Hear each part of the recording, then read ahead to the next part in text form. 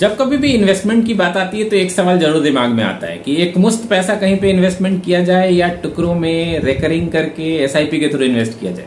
खासकर mutual funds में तो ये सवाल आता ही है, या फिर आप रेकरिंग डिपॉजिट या फिर फिक्स डिपॉजिट की बात करें तो वहां भी ये सवाल आता है कि किस में इन्वेस्ट किया जाए। देखिए, दो कंडीशंस पे डिपेंड करेगा, आपके पास अभी कितना पैसा है और दूसरा आप उससे कितना बनाना चाहते हैं। ये दोनों बातें इस बात का रिलेशन कराएंगे कि आपको किस प्रकार से इन्वेस्टमेंट करना चाहिए। तो चलिए आज कंपेयर करते हैं कि आपके लिए लमसम इन्वेस्टमेंट करना अच्छा रहता है या एसआईपी के थ्रू इन्वेस्टमेंट करना अच्छा रहता है। वीडियो को शुरू करते हैं। सबसे पहले समझते हैं कि एसआईपी के थ्रू इन्वेस्ट करने में क्या क्या बेनिफिट हो सकते हैं। एसआईपी के थ्रू अगर आप इन्वेस्ट करेंगे, सबसे पहला बेनिफिट तो ये है कि किस्तों में आप देते हैं, यानी एक साथ एक बड़ा पैसा नहीं देना है आपको। 2 लाख, 4 लाख, 5 लाख, 6 लाख नहीं देना है। आपके पास जितना पैसा है उतने से शुरू कर सकते हैं इन्वेस्टमेंट। दूसरा बेनिफिट, रेगुलर सेविंग की हैबिट लगती है। रेगुलर सेविंग की हैबिट कितना इंपॉर्टेंट है ये इस बात से समझ में आता है कि आपकी आज की जो भी फाइनेंशियल स्टेटस है वो आपके फाइनेंशियल हैबिट का ही देन है। अगर आपके पास अच्छे खासे पैसे सेविंग में हैं, इसका मतलब आप पीछे जाके चेक कीजिए, आप काफी वर्षों से थोड़ा थोड़ा सेव कर रहे होंगे। और अगर आपके पास आज नहीं है सेविंग और तब इस वीडियो को देख रहे हैं, इसका मतलब है कि फाइनेंशियल हैबिट बहुत ही खराब है, हर महीने आप जमा नहीं करते हैं। और ज्यादातर यूथ की यही प्रॉब्लम है, उनको कोई बताने वाला ही नहीं है कि हर महीने सेविंग करनी चाहिए। यूथ को हर कोई ये बताता है कि पैसे कमाओ और एंजॉय करो। एंजॉयमेंट जरूरी है, लेकिन साथ में थोड़ी सेविंग की हैबिट भी जरूरी है। भले आप 500 रुपए शुरुआत कीजिए, 1000 रुपए से शुरुआत कीजिए, लेकिन हैबिट बहुत जरूरी है। वो कहते हैं टेस्ट, जुबान पे खून लगना, शेर के मुंह में खून लग जाए तो वो शिकार जरूर करता है।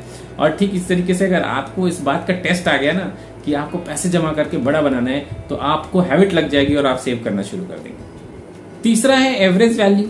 एवरेज वैल्यू का बेनिफिट कैसे मिल जाता है?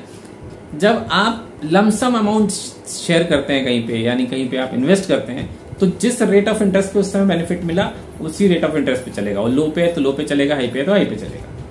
मार्केट वोलाटाइल है, मार्केट ऊपर नीचे जाता रहता है। आपका एफडी का रेट हो, चाहे वो आप शेयर बाजार का रेट हो या फिर म्यूचुअल फंड्स का रेट हो, चाहे जहां भी पैसा इन्वेस्ट करें, हर जगह ऊपर नीचे मार्केट होता रहता है। तो ऐसे कंडीशन में आप अगर एसआईपी करते हैं तो आपको एवरेज का बेनिफिट मिल जाता है कि कभी मार्केट नीचे जाएगा, कभी ऊपर जाएगा, लेकिन अल्टीमेटली लॉन्ग टर्म में वो आपको ऊपर करके देगा।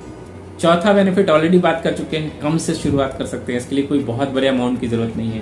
पांचवा बेनिफिट, आपको एवरेज के रिगार्डिंग एक और बात बता देता हूं, यह है कि मार्केट गिरे या उठे इसका डर आपको नहीं सताएगा। अगर एक साथ आपने 5 लाख रुपए का ही लगा दिया है, अगर मार्केट गिरा तो आपका कलेजे पे हाथ होगा, भाई साहब क्या होगा, भाई साहब क्या होगा, भाई साहब क्या होगा। लेकिन अगर आपने एसआईपी करे तो थोड़े थोड़े अमाउंट लगा रहे हैं आप, जिस महीने जिस रेट पे भी उस रेट पे आप लगा रहे हैं, तो आपका भाई साहब क्या होगा वाला डर नहीं रहेगा।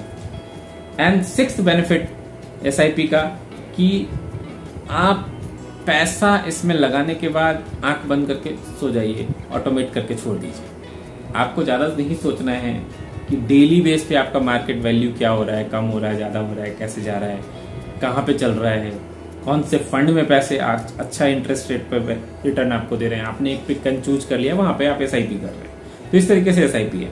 लेकिन अगर आप लमसम करते हैं तो क्या फायदा होगा या क्या नुकसान हो सकते हैं, उसके बारे में आप चर्चा कर लेते हैं। लमसम में आपको ऑफकोर्स एक साथ बड़ा पैसा आपको जमा करना है, तो अगर कहीं से पैसा आ गया है, पूरा पैसा ब्लॉक हो जाएगा आपका। मान लीजिए कहीं से आए 5 लाख रुपए आपके पास, 2 लाख रुपए आए कहीं से, अगर आप पूरा का पूरा लमसम के रूप में इन्वेस्ट कर दिया आपने, तो वो ब्लॉक हो जाएगा। अगर इमरजेंसी की जरूरत पड़ी, अचानक से पैसे निकालने पड़े, तो निकालने के अलग से चार्जेस लगेंगे। तो ये फायदा भी है और नुकसान भी है। फायदा ये है कि इमीडिएटली आपने बड़ा पैसा लगाया तो आपको बड़ा बेनिफिट मिलेगा, लेकिन नुकसान ये है कि आपके सारे पैसे ब्लॉक हो जाएंगे। लमसम पे एक बेनिफिट ये होता है, कंपाउंडिंग का बेनिफिट ज्यादा मिलता है। छोटे अमाउंट पे छोटे के अकॉर्डिंग कंपाउंडिंग मिलेगा, बड़े पे बड़े का कंपाउंडिंग मिलेगा। मान लीजिए 1 लाख रुपए जमा किए, 4% भी अगर आप बेनिफिट दिए तो 1,04,000, अगली बार 1,04,000 के ऊपर बेनिफिट मिलेगा। 4,000 एक बड़ा अमाउंट है, तो कंपाउंडिंग का बेनिफिट लमसम पे ज्यादा मिलता है।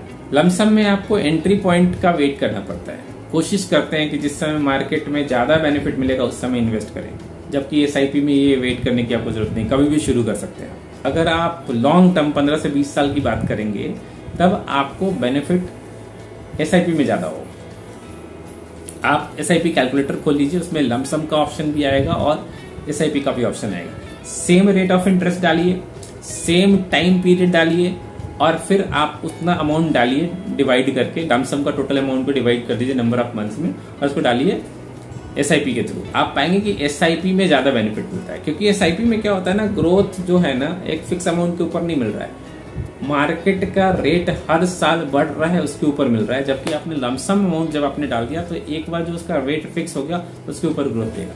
कम पैसे भी आप जमा करेंगे और लॉन्ग टर्म में आपको SIP से ग्रोथ भी ज्यादा मिलेगी। लेकिन इन सब के बाद एक डिस्क्लेमर आपको देना चाहूंगा, पैसों का खेल है, इट इज ऑल अबाउट कि आप किस बुद्धि से किस वक्त आप इन्वेस्ट कर रहे हैं, इस पर डिपेंड करेगा। ये जो मैंने आपको फॉर्मूला बताया कोई सेट फॉर्मूला नहीं है, हर कंडीशन में काम नहीं करेगा, कंडीशन पे डिपेंड करेगा।